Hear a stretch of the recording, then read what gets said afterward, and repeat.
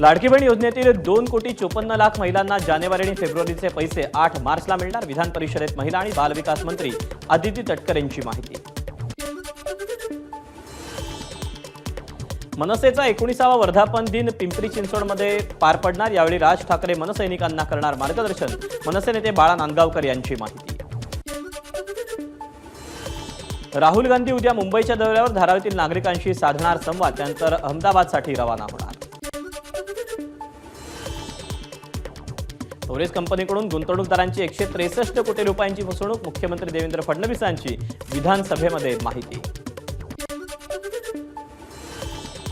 अहिल्यानगर मनमाड महामार्गाजवळ शादवल बाबा दर्ग्यावरील अतिक्रमण मुस्लिम समाजानंच हटवलं। ईदगाहसाठी जागा उपलब्ध करून देण्याची मुस्लिम समाजाची मागणी।